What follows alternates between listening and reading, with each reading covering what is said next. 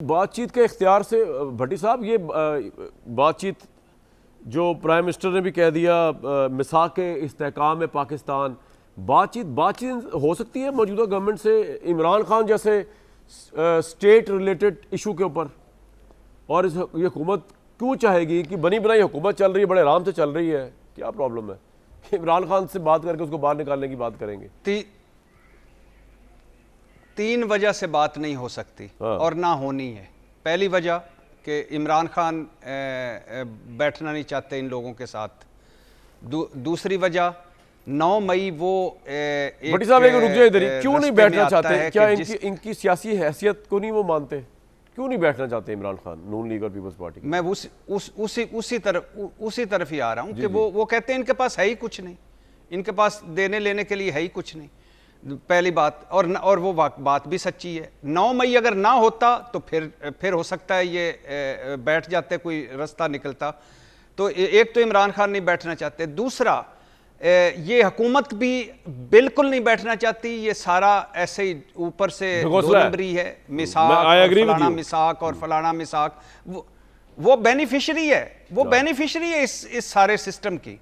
वो पागल है कि इमरान खान को बाहर निकाले, जो उनको पता है कि सारों को इस 8 फरवरी 2024 इलेक्शन में सारों को उसने लपेट के जेब में डाल लिया था। तो वो अब इनको निकाल के तो कहेंगे कि आओ आके वज़ीर आज़म हाउस में बैठो तुम, और या बाहर निकल के जल्द से जुलूस करो और साढ़े वास्ते वक्त आ पाओ।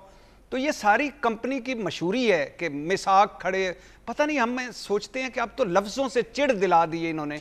मिसाके पाकिस्तान कर लो, और भाई सारे इकट्ठे हो, सारी जब इतनी जमातें इकट्ठी हो, मुल्क की 2 तजर्बाकार जमातें इकट्ठी हो, रोजगार दो, गुर्बत में कमी करो, मईशत बेहतर करो। पल्ले है क्या? जो कुछ कर रही है फौज कर रही है, जो कुछ कर रहे हैं आर्मी चीफ साहब कर रहे हैं, जो कुछ 19-20 ला रहे हैं वो ला रहे हैं। और आप उस पे एंड पे बड़े खुशी से ख्वाजा आसिफ साहब कहते हैं हाइब्रिड निज़ाम। और भाई हाइब्रिड निज़ाम का तो हाइब्रिड निज़ाम तो डिलीवर कर रहा है, आप क्या कर रहे हो? भट्टी साहब, इससे फर्क नहीं पड़ता। मेरी बात सुनिए, एक हाइब्रिड निजाम में अगर लीडिंग पार्टी एस्टैब्लिशमेंट है और उससे इस मुल्क में स्टेबिलिटी चल रही है, तो इनको क्या फर्क पड़ता है? गवर्नमेंट को आराम से वो एंजॉय कर रहे हैं। उनका सबसे बड़ा सियासी मुखालिफ जिसने उनको जेलों में डाला वो खुद जेल में है इस सिस्टम की बदौलत, वो रिमेन जेल में रहेगा इस सिस्टम की बदौलत, ये रिमेन प्राइम मिनिस्टर रहेंगे इस सिस्टम की बदौलत, ये रिमेन सीएम रहेंगे सिस्टम। तो उनको क्या मसला है? उसको बाहर निकाल के उन्होंने खुद जेल में जाना है, उसने छोड़ना नहीं किसी को आगे। जी जी जी, यहीं से आपकी ये इन सारी बातों से एग्री करते हुए मैं आगे बढ़ता हूं। तो क्यों चाहेंगे?